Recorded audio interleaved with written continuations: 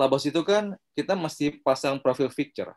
Tapi yang dia pasang adalah QR code money-nya dia. Sebutlah tanda kutip ya, GoPay-nya dia. Ya, di Amerika kan nggak ada GoPay. Cuma mereka bilang begini, intinya kalau bahasa Indonesia. Silakan teman-teman kalau ingin memberikan tips, silakan snap my QR code. Kemudian teman-teman bisa memberikan apapun yang teman-teman mampu. Welcome to Talk Podcast. Let's talk now. Guest podcast kali ini kita kedatangan seorang yang kalau kalian bekerja atau bermain di industri startup di Indonesia, harusnya sih udah nggak asing lagi dengan sosok ini. Seorang startup community enthusiast, Heri Farul Rizal. Apa kabar Kang Heri?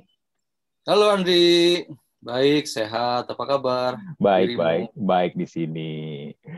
Kang Heri, Kang Heri ini kemarin saya lihat postingan-postingannya nih rame banget nih, antusias banget nih tentang Clubhouse nih. Emang kenapa nih? Kayaknya tertarik banget sama Clubhouse. Sebetulnya lebih karena penasaran sih, lantaran orang-orang yang saya kenal, khususnya mereka yang aktif di dunia startup, itu screenshot segala aktivitas mereka di Clubhouse. Sehingga akhirnya saya memutuskan untuk juga install aplikasi yang sama, persis tanggal 4 Februari, jadi 1 bulan yang lalu lah ya, 1 bulan, lebih 2 hari, saya akhirnya aktif di Clubhouse hingga saat ini. Oke. Nah, saya sebenarnya jujur nggak pakai Clubhouse karena kan saya bukan usernya iPhone nih. Teman istri saya pakai, jadi saya sempat ngintip-ngintip lah ini Clubhouse kayak gimana sih. Menurut Kang Heri sendiri kenapa nih ini bisa booming banget ya di Indonesia? Apa emang hanya gara-gara faktor Elon Musk doang kah? Jadi gara-gara itu semua orang ikut-ikutan hype aja atau karena kenapa sih? Nggak dapat dipungkiri bahwasanya peran Elon Musk ketika, kalau nggak salah tanggal 1 Februari, ketika mereka mengumumkan bahwa akan melakukan live conversation di Clubhouse, itu yang membuat orang berbondong-bondong untuk juga install apa itu Clubhouse. Padahal secara sejarahnya, correct me if I'm wrong gitu ya, Clubhouse ini sudah ada sejak Mei 2020. Jadi sebetulnya secara berdirinya sudah cukup lama, tetapi baru hype banget ketika sekaliber Elon Musk itu install aplikasi yang sama dan akan melakukan semacam conversation secara live di Clubhouse pada tanggal 1 Februari itu. Saya juga sempat nanya. Dengar-dengar udah unicorn juga ya? Betul. Jadi memang sekarang Clubhouse sudah memiliki valuasi seperti unicorn, dan itu sesuatu yang juga orang jadi penasaran apa yang membuat aplikasi yang belum genap 1 tahun itu sudah menyandang status unicorn dengan lebih dari 11 investor yang memberikan pendanaan terhadap aplikasi tersebut. Nah, Kang Heri kan sebagai penggiat komunitas nih, of course pakai Clubhouse juga untuk ini dong, salah satunya untuk komunitas-komunitas juga nih. Nah, kalau Kang Heri lihat sendiri nih, untuk aplikasinya sendiri ke kegiatan komunitas nih, gimana ya? Maksudnya kalau Clubhouse itu ya? Clubhouse sebetulnya sebuah aplikasi sosial media yang berbasiskan suara. Jadi itu berbasiskan voice saja. Kita tidak perlu disibukkan untuk ngedit foto sebagaimana Instagram. Kita tidak perlu disibukkan untuk mengetik teks sebagaimana di Facebook maupun Twitter. Modalnya hanya satu, selama kita berani berbicara, maka kontennya akan ada dengan sendirinya. Jadi konsep Clubhouse adalah seperti itu, sehingga yang ditawarkan adalah sensasi bagaimana seperti mendengarkan podcast seperti yang Andri sedang lakukan sekarang, tapi juga kenikmatan scroll seperti di Twitter ataupun Facebook, dan juga seperti mendengarkan para expert ketika berbicara di sebuah konferensi. Jadi mereka memadukan 3 sensasi ini, seperti mendengar podcast, tapi masih bisa scroll. Dan juga masih bisa melihat para expert yang bisa berbagi di aplikasi itu. Makanya Elon Musk merupakan salah satu penarik massa dan membuat orang-orang mau download. Dimana ketika saya cek bahwa ketika awal Januari masuk ke Indonesia, itu hanya 3 orang yang menginstal.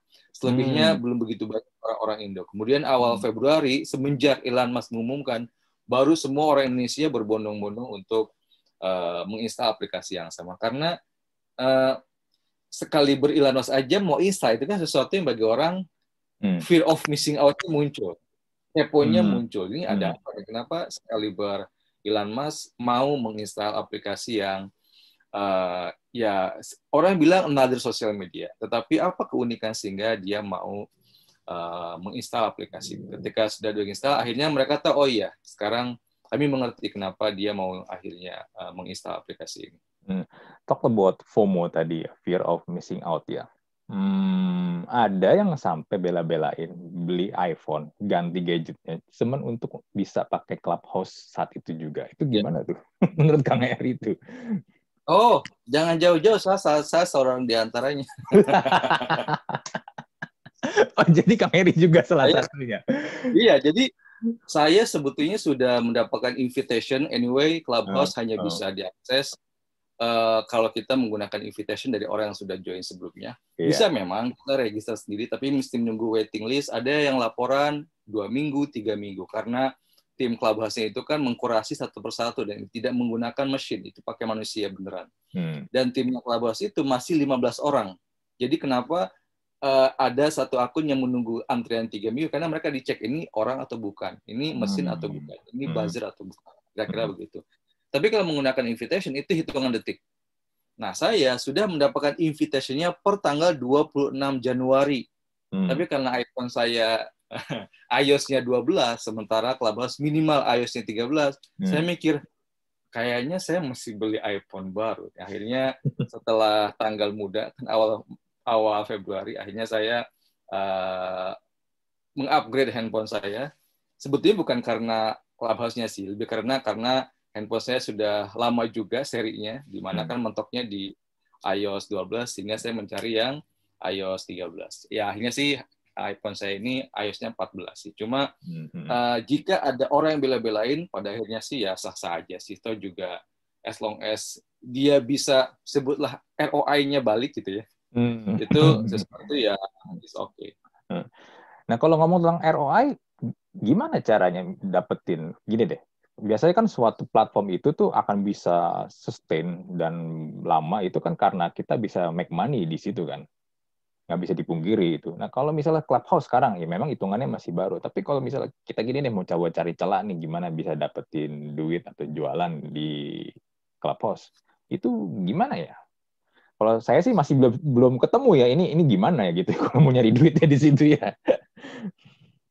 Dari beberapa town hall, anyway mereka melakukan town hall, kalau misalkan di Indonesia itu sekitar hari Minggu jam 12 malam. 12 malam sampai jam 1. Oh, ini Clubhouse-nya yang bikin town hall nih ya?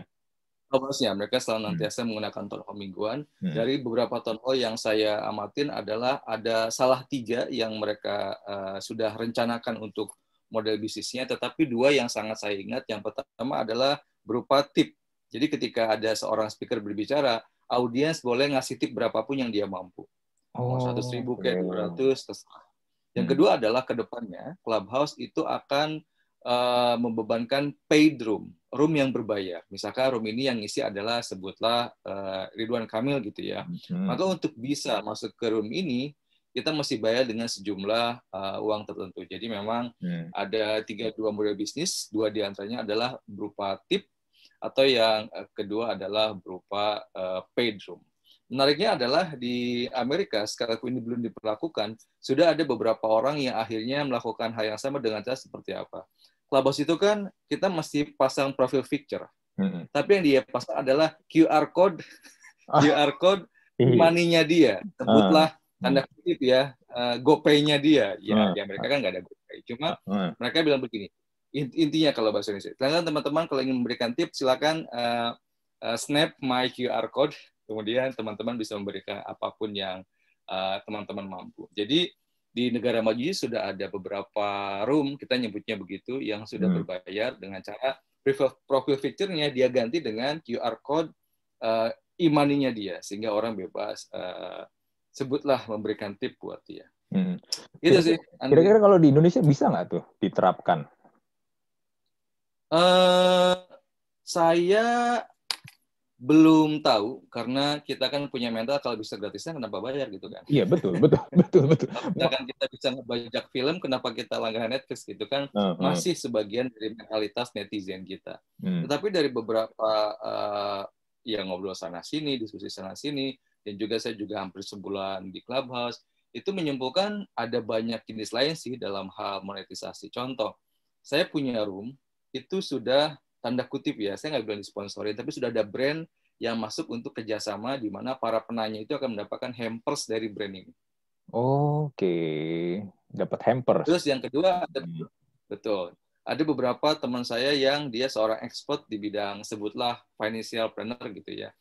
Clubhouse itu hanya menjadikan ajang teasernya aja. Endingnya adalah bagi teman-teman yang ingin full workshopnya, ikutilah. Nah, jadi betul-betul mereka menjadikan Clubhouse merupakan medium promo teasernya saja, tapi full workshopnya itu bisa didapatkan pada paid workshopnya di luar si platform Clubhouse. Karena sampai detik ini Clubhouse belum resmi memberlakukan model bisnis yang tadi saya bahas barusan. Jadi kita masih belum tahu nih ya ke depannya kayak bagaimana ya. Betul. Tetapi yang menarik adalah sudah ada beberapa orang yang deal bisnis karena Clubhouse. Contoh, kemarin Pak Andi S. Budiman memberikan testimoni bahwa dia awalnya cerita tentang bagaimana industri perfilman. Tiba-tiba, karena kan di Clubhouse kita bisa mencantumkan akun sosial media kita yang lain, khususnya Twitter dengan Instagram. Ada yang nge-DM dia di Instagram, Pak, saya punya lahan nih, bisa buat syuting film, kita bisa ketemuan nggak untuk membahas kerjasama ini. Jadi, sekalipun Clubhouse-nya sendiri belum ada model bisnisnya, tapi sudah cukup banyak testimoni orang-orang yang deal bisnis hanya karena mendengarkan pemaparan expert A, expert B, dan yang lainnya. Saya mengamati bahwa Clubhouse itu kan ibarat sebuah warung kopi, ketemu teman, ngobrol, kemudian ada untungnya sih. Kan si pemilik warungnya nggak ngecas pas kita ngobrol. Betul. Yang penting lu datang ke warung kopi, obrolannya apa terserah. Nah, itu sudah cukup ada beberapa orang yang merasa deal bisnis hanya karena obrolan tersebut. Di Jepang ini menarik bahwa sudah ada beberapa orang yang akhirnya jual rumah di Clubhouse dan akhirnya mereka pada mau beli karena memang harganya mungkin bagi mereka affordable. Jadi kita menjadikan Clubhouse akhirnya sebagai warung kopi untuk menginformasikan, mempromosikan, dan segala macam. Gitu, iya. Tentang warung kopi tadi nih, ini saya setuju sih. Saya pernah ngobrol ya sama temen. Jadi dia bilang begini, vibe-nya Clubhouse itu tuh seperti kita lagi nongkrong, tapi ada orang yang nguping, ngedengerin, ya kan? Iya. Nah, tapi dibilang gini, tapi menurut dia adalah gini. Kadang-kadang kita suka bablas karena ya kita merasa ini kan sebenarnya vibe-nya karena memang kayak nongkrong dan karena audio doang, jadi berasa kita kayak lagi ngobrol sama teman lewat telepon. Iya kan? Tapi kita jadi lupa kadang-kadang ada yang ngedengerin nih. Makanya kemarin kan sempat ada yang kepleset kan, dia ngejelek-jelekin brand dan orang brandnya lagi ngedengerin, dia lagi ngomong. Dan dia influencer brandnya itu. Dan juga yang berikutnya adalah begini. Ada yang juga kemarin sempat bring up tentang banyak CEO startup itu kok dipertanyakan kenapa mereka pernah nongkrong semua di Clubhouse kok nggak kerja. Udah gitu yang kedua adalah saking mereka juga merasa ya ini kayak lagi nongkrong. Ada beberapa hal yang sebenarnya mereka nggak boleh ngomongin, tapi akhirnya terucap di situ. Ya untung-untung emang nggak di-record ya. Tapi saya nggak tahu juga apakah ada yang nge-record atau nggak. Sebenarnya nge-record itu masih bisa digunakan dengan third party ini kan, aplikasi kan. Kayak gitu. Ini menurut Kang Heri ini gimana nih tentang hal ini? Sebagai orang memang ada yang terlena karena kan di Clubhouse kita tidak bisa ngerekam, tidak bisa nge-save, tidak bisa nge-share kecuali menggunakan device yang lain. Jadi kita mengarahkan device itu kepada device yang ada aplikasi Clubhouse-nya. Sehingga orang terlena. Dan jika ada beberapa orang yang kelepasan, bagi saya justru selama ini Clubhouse masih dianggap tanda kutip aman. Karena apa yang diobrolkan terbuka apa adanya, yang di luar tidak bisa leluasa disampaikan, baik itu di Twitter, Facebook, maupun Instagram. Justru di Clubhouse ini banyak informasi-informasi yang saya baru tahu, oh ternyata ini begini ya, ini begitu ya, si X begini ya. Jadi memang ada sebagai orang yang terbuka, tapi memang ada yang kebablasan, sehingga ada rahasia-rahasia yang akhirnya keluar, ada aib-aib yang akhirnya terungkap, dan akhirnya ada juga case yang ketika itu ada influencer yang curhat tentang sebuah brand, dan brandnya mendengarkan. Itu memang pernah menjadi sebuah pembicaraan. Akhirnya si brandnya bikin room lagi untuk membuat semacam klarifikasi. Jadi memang kembali kepada kalau diskusi saya Sabtu lalu, jadi Sabtu lalu itu kan Indonesia dinobatkan sebagai negara yang paling tidak sopan se-Asia Tenggara. Kita ranking 29 dari 32 negara yang diriset oleh Microsoft. Sabtu lalu itu akhirnya ada room yang membahas kenapa netizen kita seperti ini. Itu yang di room disebut ada Ridwan Kamil, ada Fafrajur Rahman, beliau merupakan jubirnya Jokowi, ada Joko Anwar, ada Marsyanda, dan seterusnya. Ada satu poin yang menarik dari Pak Fajrul bahwasanya kita memang memiliki kekurangan dalam kewarasan bersosial media. Jadi ketika orang nggak waras, maka dia segala diucapkan, segala dikeluarkan. Padahal sekalipun nggak direkam, sekalipun nggak bisa diset, tapi kan menjaga kata-kata kan dimanapun itu kan harus. Nah ini yang memang saya memahami bahwa kewarasan bermedia sosial di Indonesia itu memang belum sesuatu yang common, bahkan oleh mereka yang sebutlah sudah menjadi levelnya CEO sebuah startup. Jadi bagi saya ini sesuatu yang semoga tidak terus berlangsung, tetapi kewarasan bersosial media memang salah satu PR yang tengah menggejala di Indonesia di platform manapun. Nah, di Twitter, Facebook, Instagram, TikTok, dan yang lain. Jadi memang saya melihat bukan karena Clubhouse-nya sih, karena netizen kita, faktanya memang dianggap tidak sopan dari sisi hate speech, kemudian juga rasis, dan seterusnya. Jadi memang lebih ke kolektifnya masyarakat Indonesia masih memang agak kurang memiliki kewarasan dalam bersosial media, sehingga segalanya kelepasan, segalanya diungkap, padahal ya bagaimanapun, dimanapun platformnya, ya dia mesti hati-hati dalam berbicara. Begitu kira-kira. Iya, tapi kan biar gimana pun user kita, netizen Indonesia itu kan suka sebenarnya dengan hal-hal yang seperti itu kan. Itu jadi makanan buat kita banget itu sebenarnya. Itulah sebab kenapa Clubhouse di Indonesia itu prime time-nya starting jam 8 sampai jam 12. Iya, benar. Nah, orang tuh menunggu tokoh siapa, duet sama tokoh yang mana, dan siapa. Itu tuh sesuatu yang membuat kami ketagihan. Karena elemen of surprise di Clubhouse itu membuat orang jadi, oke, nanti William Tanuwijaya sama siapa? Oke, Ridwan Kamil sama siapa? Oke, ini sama siapa? Pernah waktu Kang Emil, Ridwan Kamil, awal-awal ke Clubhouse, itu pernah masuk ke sebuah room para dokter bedah dan dokter plastik. Itu membahas tentang, maaf ya, pembesaran penis. Di Clubhouse itu kan kita bisa ngelihat si A lagi di room apa. Ya, saya sebagai warga Jawa Barat kepo dong, kok Kang Ridwan ada di ruangan ini. Emang apa yang diopinikan gitu ya sebagai seorang gubernur. Pas saya masuk, oh saya paham bahwa dia ingin merilis mungkin ke stresan di kantor dengan tema-tema yang berat sehingga masuk ke room itu. Karena saya juga sering melihat orang-orang yang in real life kayaknya nih orang begitu hebat, begitu. Tapi masuk ke room yang saya amati, ini rumahnya receh banget ya. Tapi saya memahami, oh justru di Clubhouse itu banyak orang yang ingin membuka sisi lainnya. Misalkan beberapa yang lalu, saya ada di room psikologi, Pak Mas Aji Santoso Putro, dia seorang praktisi mindfulness. Tiba-tiba ada Reza Rahardian. Saya bingung, Reza Rahardian aktor, ngapain dia di room psikologi gitu ya. Akhirnya sama Mas Aji sebagai moderator menginvite Reza sebagai speaker.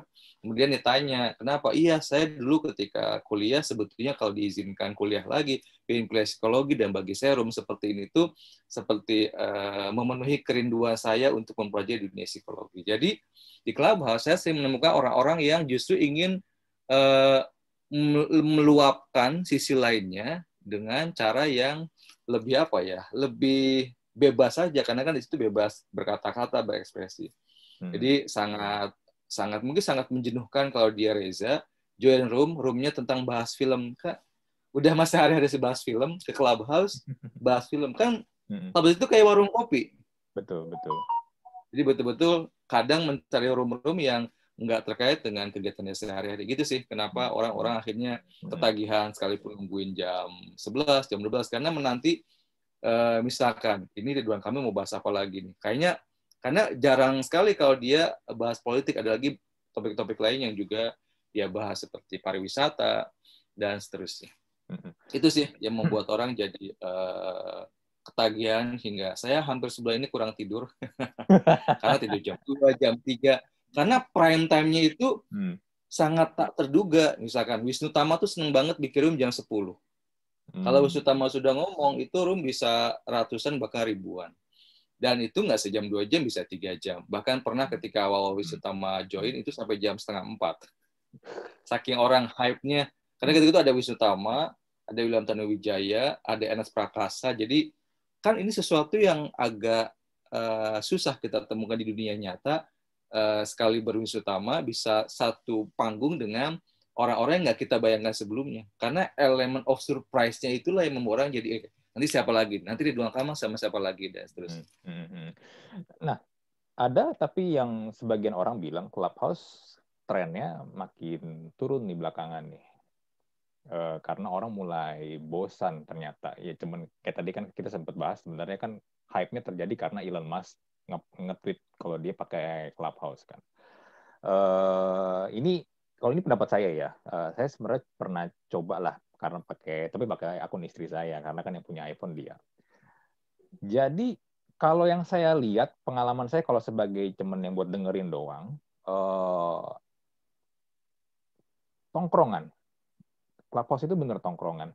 Tapi kita jadinya tuh dengerin orang lain nongkrong yang kadang-kadang kita nggak ngerti nih dia lagi ngomongin apa nih. Misalnya kalau kita join mungkin karena penasaran aja nih, ya kan penasaran nih, oh yang ngomong ini.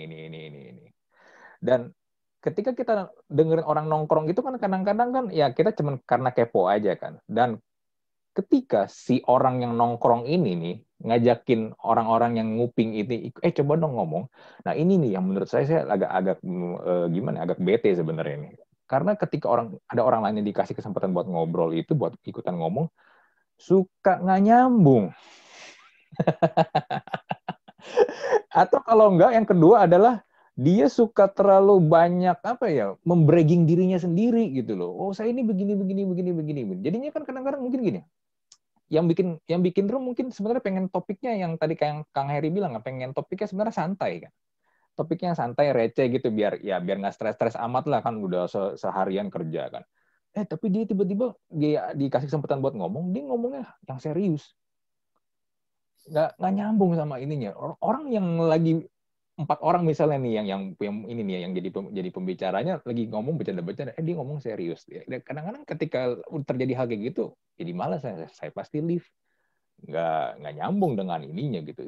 Itu sering banget. Itu yang saya sering rasain ya. Orang jadinya ketika dikasih kesempatan buat ngomong, mungkin karena dia di kehidupan sehari-harinya jarang dikasih kesempatan ngomong, dia jadi itu tadi satu membragging dirinya dan kadang-kadang ya ngomong aja, yang penting mah gue ngomong dulu nih biar gue eksis, tapi masalah nyambung atau enggak ya udah bodo amat.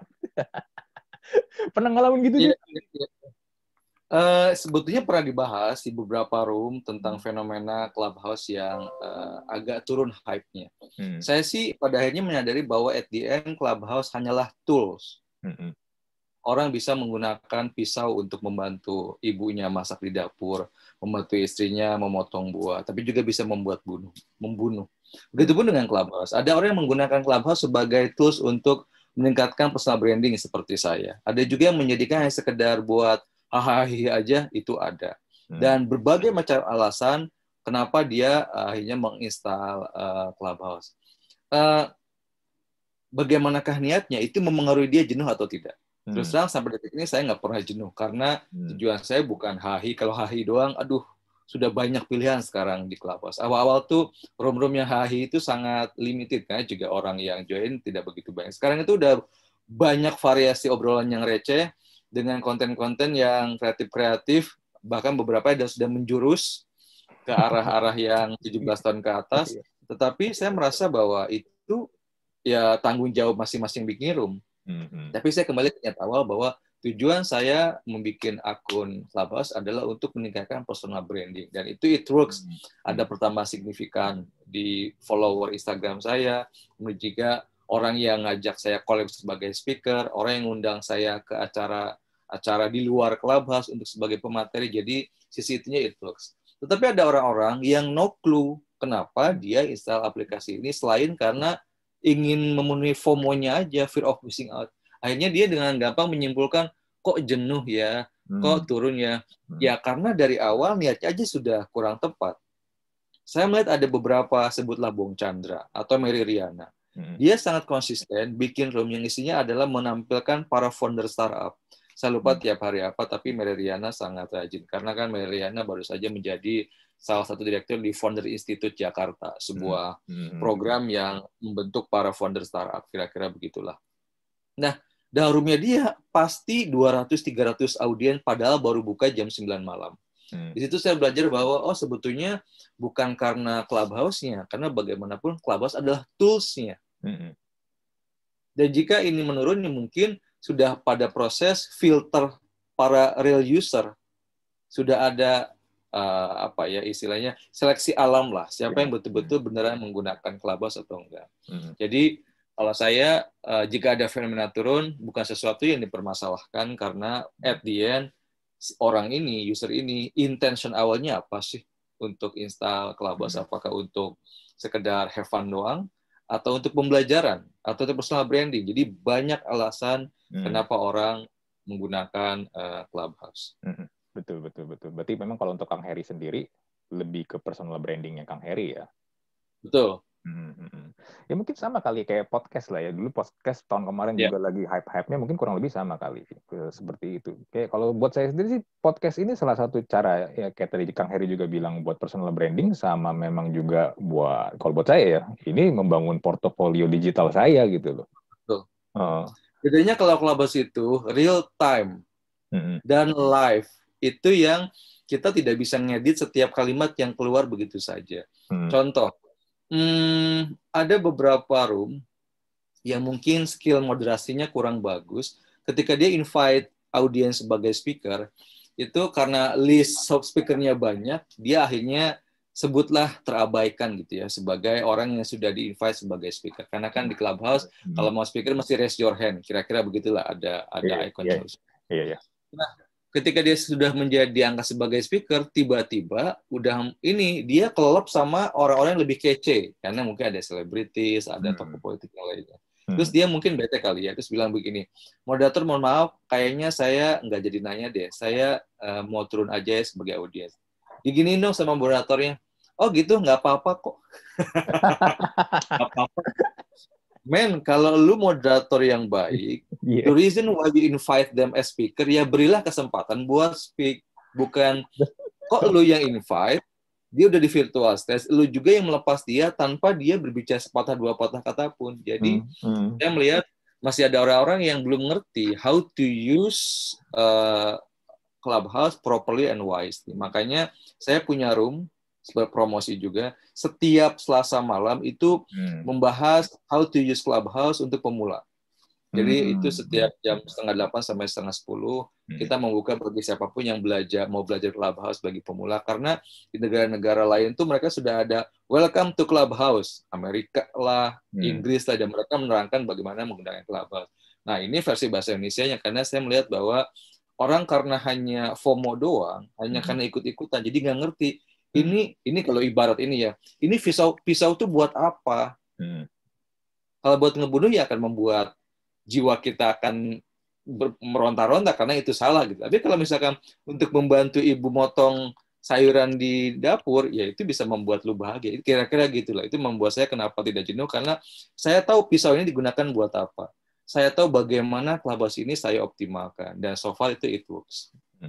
Betul sih, kalau tentang moderator ya, moderator itu memang sangat krusial banget sih, kayak di Clubhouse atau mungkin juga kayak di podcast ini, sebagai podcaster yang hostnya.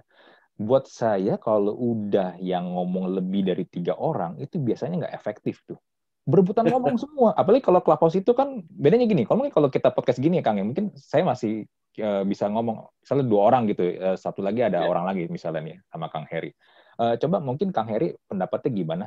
Yang satu lagi saya bisa kasih kesempatan dia untuk jangan ngomong dulu nih. Tapi kalau di Clubhouse, itu kan agak susah ya ngontrolnya ya, karena orang kalau mau ngomong tinggal ngomong aja kan. Nah, kalau saya lihat, kalau yang ngomong ini udah lebih dari 3 orang nih, itu biasanya tuh, wah, riuh banget tuh. Pusing jadinya. Apalagi kalau udah lebih dari, kayak tadi Kang Heri bilang, udah sampai lebih dari 10 orang yang dikasih kesempatan buat ngomong. Aduh, itu udah deh. Jadi kayak pasar deh itu.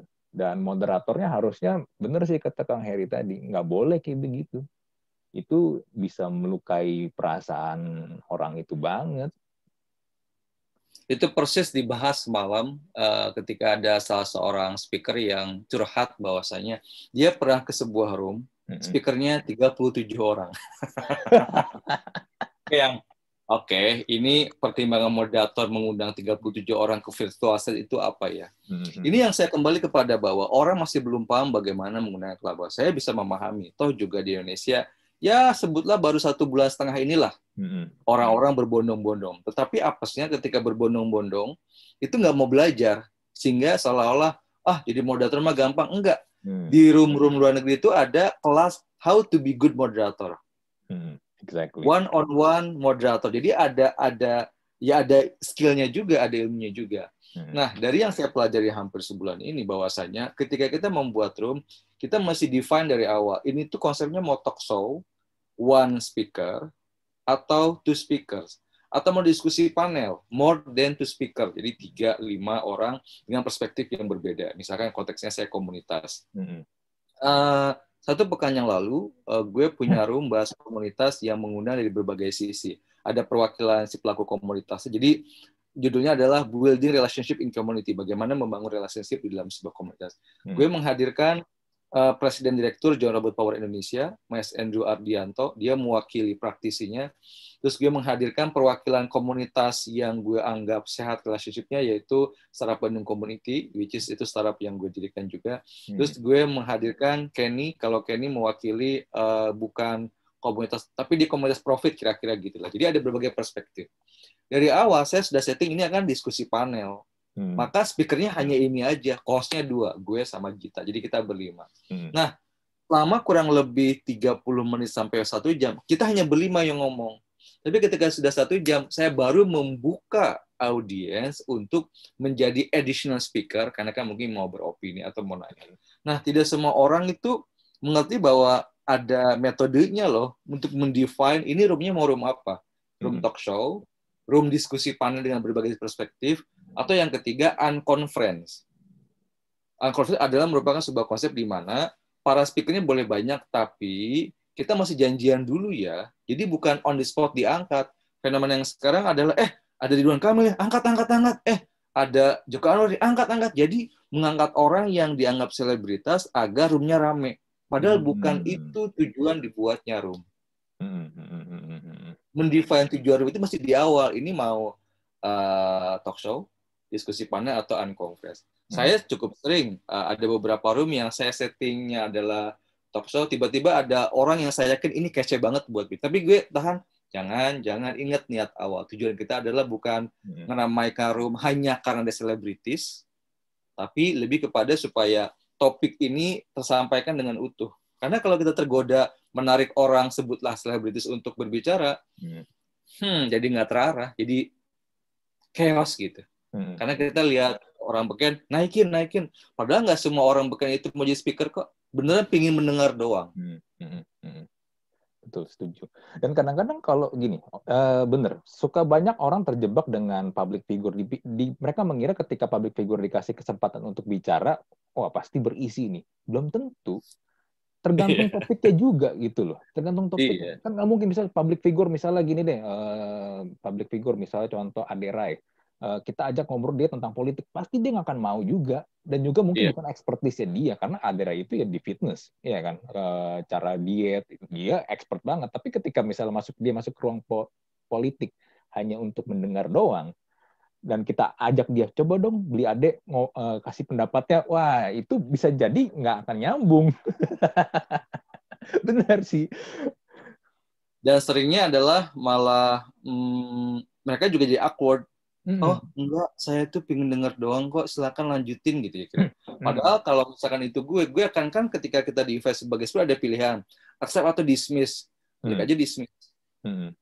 Atau maybe later, kan ada keterangannya kan ketika di invest sebagai speaker. Nah orang Indo itu ada perasaan nggak enakan ketika di invite sebagai speaker. Makanya ketika di invite dia malah approve aja ya, jadinya ya dia jebak di sebuah virtual stage yang dia cuma dengar doang, tapi di virtual staging itu mengganggu. Yang gue amatin, ini orang ngapain sih di atas tapi diam aja. Kalau cuma dengar ya udah di bawah, nggak usah di atas gitu. Itu yang orang nggak notice. Yang kedua adalah kita itu kan sebetulnya di Clubhouse ada tombol leave quietly. Iya, betul. Kalau mau cabut ya cabut aja, nggak usah ngomong-ngomong. Di Indo itu masih ada kebiasaan, maaf moderator, saya ada acara dulu, saya izin keluar ya. Sebetulnya kalau misalkan lu udah ada agenda, cabut aja. Iya, benar. Jadi pernah ada town hall, saya nggak tahu yang keberapa, lupa. Ada orang Indo yang nanya, kemudian dia mau leave dan dia ngekat moderator, sorry moderator, I need to leave. Dimarahin dong. Anda kalau mau, ya ke bahasa Indonesia begini, Anda kalau mau leave aja, kan ada tombol leave quietly. Orang lupa bahwa Clubhouse itu dibikin oleh orang Amerika yang melipir, itu nggak apa-apa. Nggak usah memotong pembicaraan, hanya izin cabut aja. Cuma ada unsur budaya yang masih kuat, nggak enakan ketika di sebagai speaker, akhirnya iya aja. Nggak enakan ketika di virtual stage, pingin cabut, tapi karena nggak enakan, paling tinggal klik leave quietly aja. Jadi saya melihat memang masih ada unsur-unsur keindonesiaan yang membuat ya Clubhouse menjadi berwarna. Wah, udah kewarasannya belum merata, masih enggan buat live quietly, masih enggan mengatakan tidak ketika di-invite sebagai speaker, padahal bisa say no, bisa live quietly, bisa lebih waras gitu dalam bersosial media. Itu ya kalau diibaratin ya, kalau Clubhouse itu di offline, itu ibaratnya kita bikin seminar, kayak tadi Kang Heri bilang, 37 speaker itu ditaruh di depan panggung. Can you imagine? Di depan panggung. Banyak kan? Iya, banyak banget kan. Dan bingungnya itu ngapain? Iya, bingung mau ngapain. Dan kayak yang tadi juga, mau live aja. Kayak kita bisa di ruangan ikut seminar ya. Kalau kita misalnya mau cabut, ya sebenarnya tinggal cabut aja, udah kan. Kalau kayak gitu, seakan-akan gini, kita lagi di ruangan, moderator atau mungkin speaker di depannya lagi sedang ngomong, kita angkat tangan. Pak, cabut dulu ya. Baru keluar, itu ganggu banget. Iya, benar, itu ganggu banget. Saya memang salah satu yang strict bahwasanya kalau dirimu main speaker, jangan cabut. Tapi kalau additional speaker yang baru ditunjuk on the spot at the time, nggak apa-apa cabut duluan. Kalau speaker yang udah ditunjuk dari awal, bahwa lu mesti standby dari awal hingga akhir, ya jangan kemana-mana. Tapi kalau misalkan lu dari speaker di tengah-tengah acara karena raise your hand, ya itu boleh cabut kapanpun. Itu yang orang masih belum paham bahwa live quietly itu salah satu yang sah banget kok dilakukan di Clubhouse. Cuma karena ada culture orang Indonesia yang nggak enakan, ketika ngomong kok tiba-tiba ngilang, itu jadi malah sesuatu yang menjadi keunikan tersendiri sih di Clubhouse. Padahal kalau kita live sebenarnya nggak ada notifikasi apa-apa ya. Beda kayak kita dari WhatsApp group. Wah, siapa left the group, left chat. Wah, langsung tuh ditanya, kok lu keluar dari WhatsApp group, kenapa? Ada masalah apa? Iya. Tapi ini sih, tetap buat saya sih, kalau misalnya jadi moderator ya, atau mungkin kayak contoh kayak di podcast gini, saya masih tetap suka bicaranya satu lawan satu begini sih. Akan lebih enak, lebih juga kayak contoh gini, kayak Kang Heri yang saya undang sebagai guest untuk menyampaikan pendapatnya, akan jauh juga lebih intens, kita juga membangun keintiman juga lebih enak gitu loh, dibandingkan kalau nanti saya undang rame-rame. Makanya kadang-kadang kalau ada kayak webinar gitu, saya kurang suka, apalagi webinar di Zoom ya, nggak fokus pasti. Kita juga nggak bisa lihat audiens kita secara keseluruhan. Beda ya kalau kita ngundang 100 orang, kalau itu di tempat offline, kita bisa lihat audiens kita, apakah dia fokus atau enggak, dia perhatiin atau enggak gitu. Tapi kalau kayak di Zoom gini kan sebenarnya susah untuk ngeliatin mereka satu-satu sebenarnya. Betul. Ya, itu seninya inilah ya, seni menjadi seorang moderator lah ya, bagaimana membuat speaker yang kita undang dan juga nanti audiens yang nonton atau dengerin nyaman gitu loh. Karena kalau enggak ya benar kayak tadi Kang Heri bilang, kayak pasar jadinya. 37 speaker sih parah sih itu. Kalau di guideline-nya Clubhouse, sebetulnya memang moderator sangat memiliki peran yang vital di sebuah room. Pasti. Kalau moderatornya tidak punya skill yang tidak dia perbaiki berkala, kan ada orang-orang kayaknya nggak peduli gitu ya meningkatkan skill, jadi dia bertahan dengan skillnya yang seperti itu aja. Ya roomnya akan menjadi nggak dinamis.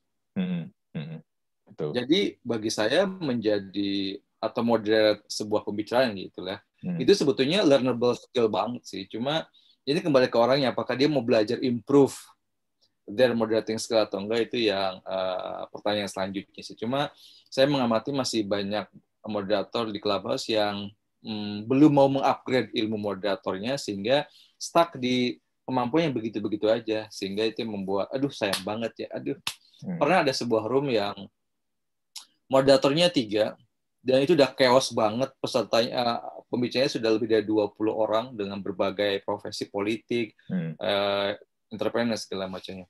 Dia jadi seperti mati kuku dong, karena orang-orang ini udah yang tang, ting, tang. Dia tidak mengarahkan, ya sekarang giliran Bapak, ya dia tidak mengarahkan siapa yang mesti berbicara duluan dan seterusnya.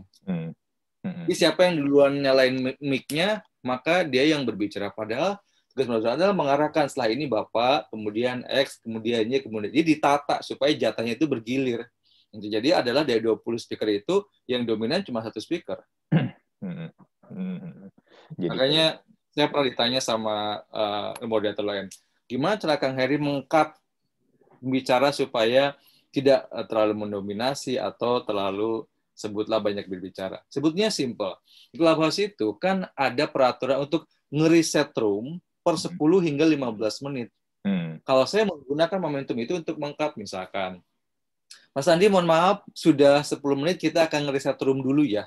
Sebelum Mas Andi menjawab, saya akan nge-reset room. Baik teman-teman, ini merupakan room bla bla bla bla bla bla bla bla. Nah, tidak semua moderator itu rajin ngelihat jam. Oh, saya rajin banget. Makanya saya kalau jam sekian langsung, maaf kita reset room dulu. Jadi saya menjadikan kalimat nge-reset room sebagai cara untuk meng-cut dia. Biar dia juga sadar, ya gue udah kelamaan ngomong ya. Betul. Terus biasanya dia gini, setelah reset room, dia begini, oke Mas, jangan lu dijawab, ya saya berikan kesempatan buat narasumber yang kedua dulu ini untuk menyampaikan pendapat. Jadi memang moderator itu bukan hanya sekedar mempersilakan orang jadi speaker, kemudian udah enggak, lu mesti mengatur flow-nya juga. Betul. Kalau nggak kayak ini, kayak acara ILC ntar, semua berlomba-lomba ngomong. Dan anehnya ada beberapa moderator yang menikmati itu. Dan dia dengan, bagi saya aneh sih, dia begini, ya silakan peraturan di room ini, siapa yang cepat dia dapat. Jadi ya, wow, terus bagi dia semacam sebuah kemenangan gitu. Oke, gue kesannya gini, akhirnya gue bisa membuat room yang rame. Ya rame nggak terarah juga buat apa, toh? Jatuhnya kayak debat kusir yang memang banyak orang yang nonton, tapi jadi nggak ada value-nya.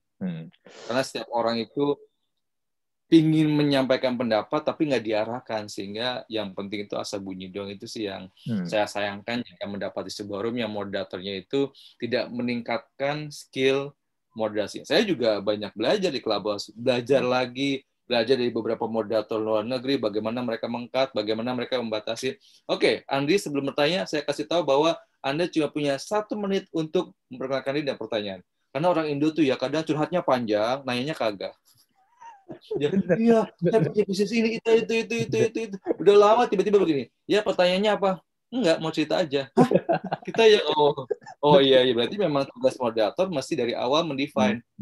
Kita invite, gue mesti nanya, Masnya mau nanya atau mau ngasih pendapat? Tanya, oke. Mau nanya, waktunya hanya 1 menit saja. Saya dari awal suka nge-set begitu. Karena kalau nggak digituin, kita tuh malah keasikan buat curhat. Iya, saya seorang founder bisnis saya ini adalah bla bla bla bla bla bla bla.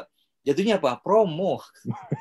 Promo produknya, bukan nanya, itu promo gitu.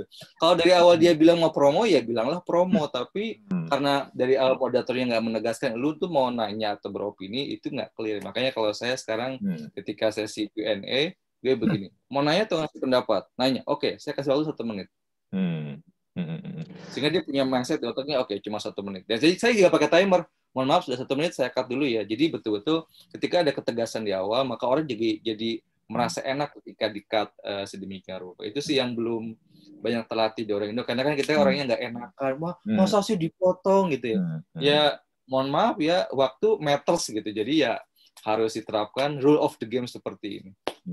Ya, itulah betul. Fungsi dari nge-reset room, ngasih tahu syarat di ruangan ini apa, kemudian kalau pertanyaan maksimal berapa menit, kemudian what should you do, misalkan kalau bermanfaat ya ping temennya dengan cara klik logo plus yang ada di bawah kanan layar dan seterusnya. Itu tuh yang beberapa moderator belum piawai sehingga roomnya rame sih, tapi ramenya itu tidak terarah. Betul, itu makanya tadi yang saya sempat ceritakan, Kang, itu yang saya rasain ketika saya cobain Clubhouse. Orang berlomba-lomba buat ngomong, tapi nggak jelas juntrungannya. Kadang-kadang juga out of topic. Makanya kadang kalau kayak udah gitu, saya jadi bete kan. Udah mending leave aja. Udah gitu dengerinnya malam-malam lagi. Jadinya kan, jadi nggak dapet faedahnya gitu loh. Kayak cuma ngedengerin orang buat saling saling menunjukkan dirinya aja jadinya kan. Tapi ada fenomena begini, room untuk meninggalkan room yang serius-serius. Ini room santai-santai aja ya. Akhirnya orang tuh muak gitu, datang ke sebuah room, bahas sesuatu yang serius, tapi nggak terarah, sehingga orang jadi jenuh sendiri, akhirnya bikin room untuk refreshing gara-gara room itu. Tapi ini menarik sih, Kang. Jadinya gini, saya melihat deh, kalau saya pikir orang Indonesia tuh cuma jago di sosial media ketika komen-komenan doang, lewat tulisan. Ya, di sosial media, keyboard warrior ya. Tapi ternyata ketika dikasih kesempatan buat ngomong pun juga sama ya. Mereka berlomba-lomba buat kasih pendapatnya juga, komennya juga gitu loh. Mau komennya itu nyambung atau enggak, bener atau enggak, yang penting gue ngomong dulu aja. Dan ya memang terbukti dengan adanya Clubhouse ini kan. Saya suka kalimat Ridwan Kamil sih. As default, orang Indonesia itu kan suka ngomong sebetulnya. Nature-nya itu bukan suka ngetik, nature-nya itu bukan edit foto sebagaimana di Instagram, tapi suka ngomong. Ketika ada platform bernama Clubhouse ini, mereka seperti terfasilitasi default ngomongnya itu. Jadi kembali, kalau saya terlepas bahwa kita memang default-nya adalah masyarakat yang suka ngobrol, suka kalau bahasa Ridwan Kamil itu gibah is our middle name gitu ya. Terlepas dari itu, tapi saya mempelajari bahwa ya itu bukan alasan, tetapi moderator tetap yang memiliki peran penting bagaimana membuat room menjadi kondusif. Ya jangan ada alasan, iya kan orang Indonesia bisa ngomong ya, tapi kan bukan berarti lu nggak bisa membatasi toh. Tetap kita mesti tegas bahwa ini peraturannya, ini apa yang perlu dan tidak diucapkan dan seterusnya. Jadi ya kalau Clubhouse itu memang kalau berbicara konteksnya room, peran moderator sangat-sangat vital. Setuju banget, setuju. Even sekelas Mbak Nana aja, kadang-kadang lagi di acara Mata Najwa dia aja, wah gila, orang berlomba-lomba buat saling ngomong. Itu aja dia orangnya tegas kan. Kalau nggak bisa berantakan itu acara. Lagi kita yang bukan Mbak Nana. Oke. Anyway, Kang Heri ini kan aktif banget nih di komunitas startup ya. Kenapa sih Kang begitu tertarik untuk membangun komunitas untuk startup di Indonesia? Saya sebenarnya pernah ketemu Kang Heri beberapa kali di eventnya startup lokal, iya bareng sama Natali. Saya juga kenal Natali kan dari situ. Dulu pas lagi. Mohon maaf, saya agak nggak notice karena begitu banyak wajah yang saya temui tiap ada meetup. Iya, banyak orang silih berganti. Waktu itu masih yang di itu tuh, yang di Kebon Siri soalnya. Oh, di Menara Multimedia ya? Iya, masih di Kebon Siri. Kenapa nih Kang tertarik banget untuk memajukan komunitas startup di Indonesia nih? Mungkin karena secara awal gue memang suka tertarik dengan how to develop people gitu ya, how to connect people. Karena kan dulu saya juga kuliah di psikologi, sehingga sesuatu yang berkaitan dengan how to maximize potensi manusia, how to develop people itu sesuatu yang interesting buat saya. Ketika 2010 gue join ke komunitas startup lokal, waktu itu masih zaman mailing list Yahoo. Yahoo. Saya melihat bahwa ini menarik ya, sekumpulan anak muda yang mendalami dunia digital startup yang saat itu sangat baru banget. Kemudian lama-kelamaan saya ngamatin, kayaknya gue mau deh sebagai volunteer-nya. Kemudian 2013 gue menjadi volunteer startup lokal hingga sekarang.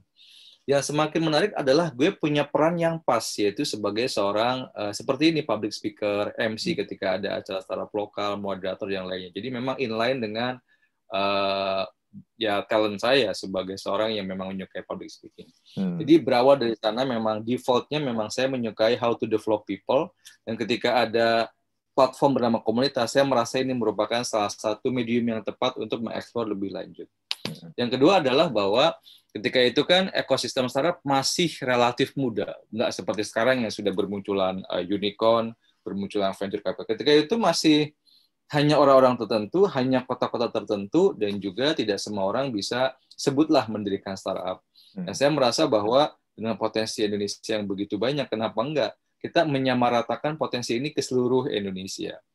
Dan gue sangat berterima kasih ketika 2017 Telkom melamar gue nggak melamar gue untuk menempati posisi yang belum pernah ada dalam sejarah Telkom, yaitu Digital Startup and Community Engagement. Ketika saya tanya, why do you choose me as the one yang menempati posisi yang belum pernah ada di Telkom? Mereka bilang bahwa Heri orang yang tepat. lu udah punya pengalaman di startup lokal. Ketika itu 2017, gue startup lokal 2013, jadi sudah 4 tahun. Terus juga gue mendirikan startup Bandung Community 2015, berarti 2017 waktu join Telkom itu sudah 2 tahun. Dan gue juga pernah mendirikan komunitas khusus startup edukasi. Itu cuma 3 tahun sih, karena gue masih menutup 2018. Jadi melihat dari itu, dan Telkom melihat bahwa perlu ada orang yang memang dedicated dan juga passionate di bidang komunitas, akhirnya gue yang dilamar untuk menempati posisi ini. Yang selanjutnya adalah bahwa untuk membuat sebuah ekosistem itu kondusif, salah satunya adalah bagaimana menjaga komunitasnya itu sendiri. Dan ternyata ini, gue nggak tahu lah, ini connecting dot gitu ya. Ternyata di negara maju saja, itu di Amerika, 2014, itu muncul sebuah media online bernama CMX Hub. Ini merupakan sebuah portal berita yang khusus membahas industri komunitas di dunia. Sehingga mereka rajin meluncurkan community report tiap tahun, mereka membuat konferensi tentang komunitas. Intinya mereka mengedukasi para community profesional sedunia. Ketika digali bahwasannya, kenapa mereka akhirnya baru muncul 2014, mereka melihat bahwa efek teknologi itu membuat orang menjadi lebih menikmati ngobrol, berinteraksi dengan mesin, dengan artificial intelligence. Sehingga lupa bahwa, lu itu manusia, yuk balik. Fitrah lu, kodrat lu, default itu sebagai manusia itu ngobrol langsung dengan manusia.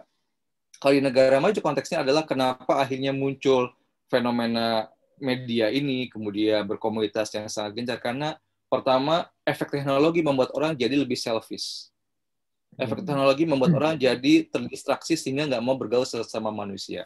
Dan mereka percaya bahwa komunitas merupakan medium yang tepat untuk memanusiawikan kembali sisi kemanusiaan kita sebagai manusia. Itu yang pertama. Yang kedua adalah di negara maju sudah muncul epidemi, bukan pandemi ya, epidemi loneliness. Jadi orang-orang kesepian ya karena mereka sudah menikmati ngobrol di, sebutlah di instant messaging, sudah merasa cukup nonton hiburan di YouTube, jadi ngapain ketemu orang? Sehingga orang-orang jadi alone, dan bagi sebagian malah kesepian akut, yang itu membuat hasil risetnya bahwa orang yang kesepian akut itu bisa rentan bunuh diri ketimbang mereka yang, mohon maaf, bukan pembenaran, merokok 12 batang sehari. Dan 2018 untuk pertama kalinya dalam sejarah dunia, Perdana Menteri UK menunjuk satu menteri bernama Menteri Kesepian. Karena di UK itu hampir 80%-nya adalah penduduknya itu mengalami kesepian akut. Dan ingat, orang yang kesepian akut itu cenderung ingin bunuh diri lebih tinggi ketimbang mereka yang merokok 12 batang sehari. Nah, maka kenapa saya mengerti bahwa 7 tahun silam, 2014, media ini muncul, karena fenomena-fenomena kemanusiaan kita itu mulai terkikis, itu ya salah satunya adalah impact dari disrupsi teknologi yang sangat sophisticated. Jadi saya paham, ternyata tingginya digital startup, berkembangnya ekosistem digital itu menggerus sisi kemanusiaan kita sehingga kita jadi enggan untuk berkomunikasi dengan sesama manusia. Itulah fungsi komunitas, di mana yuk kita sama-sama ketemu lagi secara fisik sama manusia. Yuk, mari kita sama-sama mendengarkan bagaimana manusia berbicara, berkomunikasi, dan yang lain. Jadi saya merasa bahwa ini relate sekali dengan sejarah. Saya juga pernah kuliah di psikologi, saya juga orangnya suka connecting people, jadi memang semua itu seperti sudah ada yang, oh ya ini connecting dot, oh ya ini connecting dot, oh ya, jadi memang sudah ada rangkaian yang seperti memang momentumnya pas sih. Nah, kalau ngomong tentang teknologi tadi ya, Kang Heri kan sempat mention orang makin kesepian karena teknologi ya. Gimana ya? Mungkin karena saya kelahiran 80-an, tapi buat saya begini, saya sih kalau misalnya untuk berkomunikasi ya, saya masih lebih enjoy itu ngobrol langsung kayak begini nih. At least biarpun kita mungkin nggak ketemu secara fisik ya, tapi ketika kita ngobrol, kita berkomunikasi, kita mengeluarkan kata dan kalimat, itu saya masih jauh lebih enak dibandingkan texting. Texting itu menurut saya ya, satu gini, saya malas ngetik. Saya malas ngetik satu. Terus yang kedua, kata-kata yang ada di message itu, aplikasi itu, WhatsApp atau apapun itu kadang-kadang kan suka ditangkapnya berbeda sama orang yang membaca. Tergantung mood dia. Mungkin kita sebenarnya ketika santai, tapi ketika mood dia lagi jelek, dia menganggap ini orang kok kayaknya lagi marah sama gue nih, atau nggak seneng nih. Seakan-akan kata-kata itu ada nada. Ya, buat saya gimana ya, itu nggak bisa ngelihat ekspresi muka dan ngelihat emosi orang itu, buat saya itu nggak enak sih ya. Tapi saya nggak tahu sih, tapi apalagi kalau saya ngelihat anak-anak millennials yang usia di bawah saya atau lagi Gen Z, mereka tuh sangat-sangat ini banget, edik banget sih dengan gadget ya, susah buat ngelepasin mereka. Saya sih nggak tahu nih, apakah dengan peran komunitas, kan tadi Kang Heri juga sempat mention, nggak hanya komunitas startup juga kan, komunitas yang lain pun Kang Heri juga sedang bangun kan. Apakah komunitas ini benar-benar bisa membantu nggak sih? Apalagi gadget ini kan masif banget, dan salah satu juga masalah kenapa orang edik sama gadget, karena ya nggak bisa dipungkiri juga ketika kita main sosial media, kita post, ada yang nge-like atau kasih komen yang bagus-bagus, itu kan sangat-sangat ini ya, men-trigger hormon endorfin kita supaya dia makin lama makin ini, kita jadi puas, kita jadi makin seneng gitu. Supaya walaupun sebenarnya kesenangannya kesenangan yang semu sih. What do you think about that? Ini yang agak challenging di Indonesia. Indonesia itu, kalau kita membuat komunitas dengan isu loneliness, kita nggak ada isu loneliness. Kita defaultnya merupakan negara komunal. Hanya negara kita yang punya falsafah, mangan orang mangan yang penting kumpul. Hanya negara kita yang punya falsafah gotong royong. Hanya negara kita yang memiliki aktivitas bernama arisan. Negara maju, mana ada istilah arisan, di mana orang tiap bulan ngasih duit tapi tanpa ada hitam di atas putih, kemudian digilir sampai setahun. Kan kesannya konyol ya, tapi Indonesia itu memang defaultnya sudah komunal. Jadi kalau kita membuat komunitas dengan isu sedang ada epidemi kesepian, itu kan di Amerika, itu kan di Eropa. Indonesia tuh nggak ada, belum ada, saya nggak mengatakan ya, belum ada epidemi kesepian atau loneliness akut, karena memang kita dengan gampang bisa berkenalan dengan orang, kita bisa gampang bertemu dengan orang sebagai tempat ibadah, lagi belanja di tukang sayur yang lagi jalan, di warteg dan yang lainnya. Di negara maju, trust issue itu sangat tinggi. Kenalan dengan strangers, kemudian make a friend itu sangat sesuatu yang di-avoid, dihindari. Tukeran nomor handphone itu nggak sembarangan. Makanya mereka kalau komunikasi tidak menggunakan WhatsApp, tapi menggunakan email. Dari berita yang saya baca bahwa orang Amerika sendiri jarang menggunakan WhatsApp karena mereka sangat menjaga privacy. Beda dengan kita yang negara komunal, maka sense of belonging-nya sangat terlalu tinggi. Contoh, mungkin yang terbaru yang lagi fenomenal adalah kasus Anissa Sabian yang diduga ada selingkuh dengan seorang laki-laki. Entah kenapa tiba-tiba saya pernah melihat sebuah infotainment, jadi yang gelisah itu tangganya. Jadi tetangganya meminta supaya Nisa Sabian memberikan pengakuan. Dia mikir begini, hey, itu urusan rumah tangga mereka. Kenapa kita sebagai tetangganya, bukan kita, kenapa Anda sebagai tetangganya mengurusi itu? Saya baru paham, oh iya, kita kan negara komunal. Sense of belonging kita bahwa Nisa seolah-olah adik kita, seolah-olah anak kita, itu merupakan sesuatu yang sangat common di Indonesia, sehingga merasa berhak untuk mencampuri urusan mereka. Negara maju, nggak peduli amat, itu urusan rumah tangga mereka, ya silakan mereka yang mengurusi. Kita nggak perlu membuat Nisa ini untuk memberikan semacam press conference. Itu contoh yang terdekat. Contoh yang dulu ketika zaman Gading mau cerai sama Giselle. Kemudian tiba-tiba viral hashtag Save Gempi. Iya. Itu bagi orang negara maju nggak masuk akal, men. Itu urusan rumah tangga orang. Ini yang cerai bapak ibunya. Kenapa kita sebagai netizen merasa Gempi mesti diselamatkan supaya Giselle sama Gading nggak usah cerai? Lu ngapain ngurusin rumah tangga orang? Dan lu memikirkan bagaimana ya masa depan Gempi kalau misalkan Giselle sama Gading cerai? Well, yang cerai orang tua mereka, ya biarkan mereka memikirkan bagaimana Gempi ke depannya. Nah, di kita karena komunal merasa Gempi itu anak kita, Gempi itu keponakan kita, Gempi itu... Jadi perlu kita selamatkan. Makanya pernah viral Save Gempi karena merasa Gempi is our child, our sibling gitu. Itu yang sense of belonging Indonesia itu pada sisi yang ini ya memang berlebih karena memang kita defaultnya komunal. Makanya kalau misalkan mendirikan komunitas dengan pendekatan isunya kesepian itu nggak akan masuk di Indonesia. Nah kalau saya sekarang lebih kepada mengkritisi apa sih komunitas.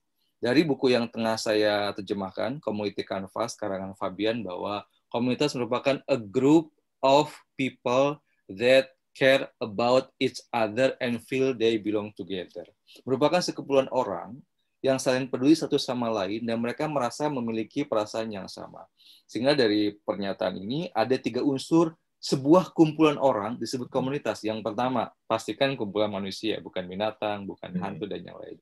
Yang kedua, mesti ada relationship di sana, karena care about each other. Yang ketiga, ada share identity, ada kesamaan identitas. Yang saya pelajarin di beberapa grup yang mengklaim sebagai komunitas, itu nggak ada unsur relationship-nya. Sekumpulan manusianya iya. Kesamaan identitinya iya, karena kan bagaimanapun mendirikan komunitas pasti ada kesamaan interest.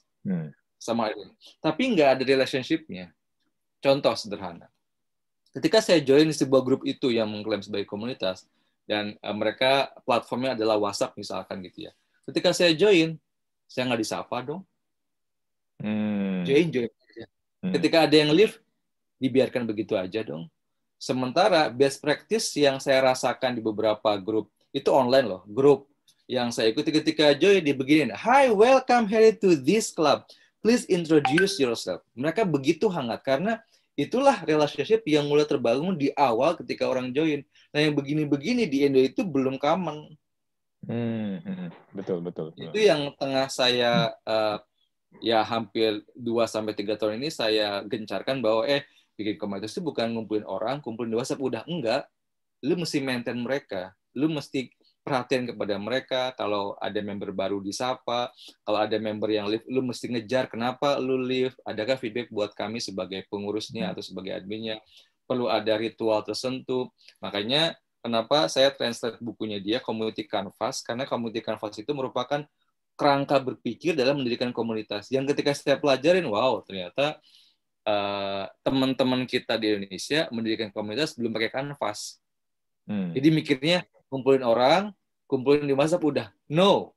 Lu mesti ngerti ini identitinya apa, experience yang ditawarkan seperti apa. Yang ketiga, structure-nya seperti apa. Ini sih yang masih terus gue edukasi, itu membuat gue merasa excited terus karena memang ilmu ini belum menyebar dan juga merata di seluruh pelaku komunitas di Indonesia. Gitu, Nri. Tapi jadi menarik begini, Kang. Tadi kan Kang Heri bilang kalau Indonesia itu negara yang komunal ya, suka ngumpul. Oke, suka ngumpul. Tapi ketika ada bikin kelompok komunitas, misalnya tadi kan Kang Heri bilang saya masuk tapi nggak disapa. Ini kan jadi kontradiktif kan. Suka ngumpul tapi kalau ada orang baru dicuekin. So what's happening with these things? Ya, itu yang saya amatin bahwasanya kita belum memahami peran-peran relationship dalam sebuah berkomunitas. Jadi bagi sebagian, gue nggak bisa mengeneralisir ya, bagi sebagian orang ketika berkomunitas cukup ngumpulin, sudah, kemudian kita akan menyampaikan sebutlah transaksionalnya, dagangannya gitu ya. Padahal nggak cukup seperti itu. Yang paling mali komunitas adalah bagaimana membangun trust agar value dari komunitas itu sampai kepada membersnya, sehingga ketika membernya sebutlah dipromokan barangnya, tidak merasa tereksploitasi, tidak merasa sebagai komoditi. Karena pada akhirnya ada beberapa komunitas yang saya ikuti, saya merasa sebagai komoditi, nggak pernah diajak ngobrol, nggak pernah sebutlah di survei, nggak pernah diberi ucapan ulang tahun ketika ulang tahun, nggak pernah dikasih ucapan hari raya ketika hari raya. Tapi ketika si pemilik komunitas ini mau jualan, kenceng banget.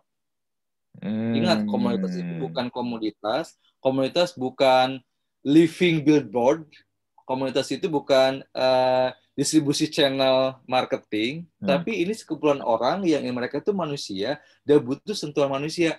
Itu yang kurang di Indonesia. Bagaimana memanusiawikan member sebagai manusia. Sebetulnya konteksnya bukan hanya menyapa sih, tapi secara general. Iya, ini saya ngerasain nih ya, Kang ya. Saya berapa kali diundang, dimasukin ke grup podcaster Indonesia gitu. Terakhir saya dimasukin satu grupnya emang gitu rame sih. Ada orang tiba-tiba DM saya di LinkedIn, join dong di grup LinkedIn, grup WhatsApp ini. Dia kasih link ininya kan, link grup WhatsApp-nya dia. Saya nanya, ini grup apaan? Oh, ini grup ini para podcaster. Jadi nanti kita bisa saling ngobrol, saling share di situ. Ya udah, saya masuk dong. Saya masuk, ya tapi nggak ada apa-apaan. Dan ternyata isinya tuh nggak apa. Orang cuman saling mempromokan linknya doang aja. Link podcastnya dia di situ. That's it. Itu yang saya maksud, tidak adanya relationship. Seolah-olah platform yang dibangun, entah itu WhatsApp, Telegram, Facebook, hanya sebagai distribusi channel promosi mereka. Nggak gitu, men. Kita mesti betul-betul ketika join sama komunitas adalah niatan, yuk kita sama-sama grow together. Ingat, ketika orang join sama komunitas itu ada ada semacam pertarungan membangun ekosistem atau ekosistem. Jika misalkan tadi Andi join ke sebuah, sebutlah grup WhatsApp yang katanya para podcaster tapi isinya hanya promo doang, memperjelas bahwa ini sedang tidak membangun ekosistem tapi ekosistem.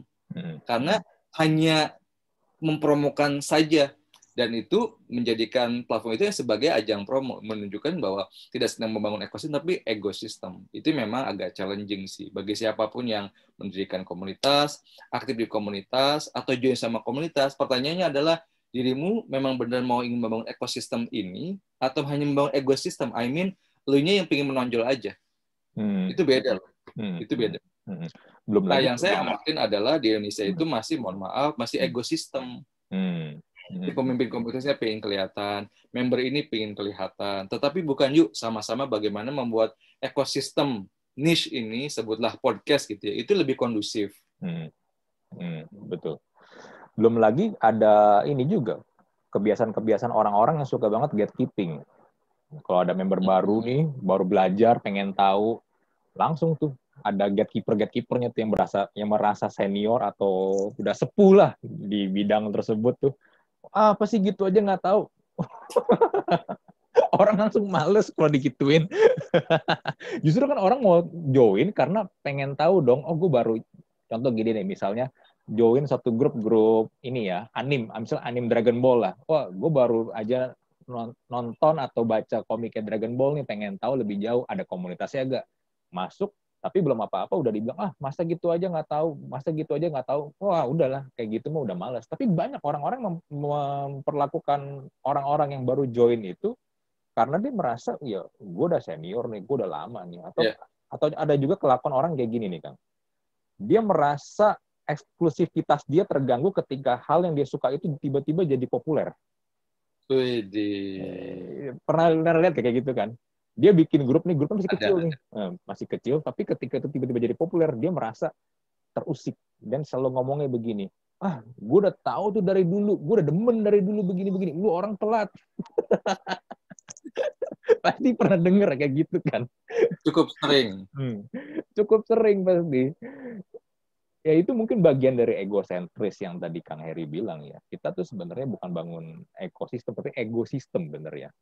Iya, itu yang saya juga mengamati, Indonesia unik ya. Sekalipun kita komunal, tetapi sebetulnya sifat komunal itu tidak diarahkan untuk membangun ekosistem. Tapi masih memikirkan bagaimana yang penting perut gue kenyang.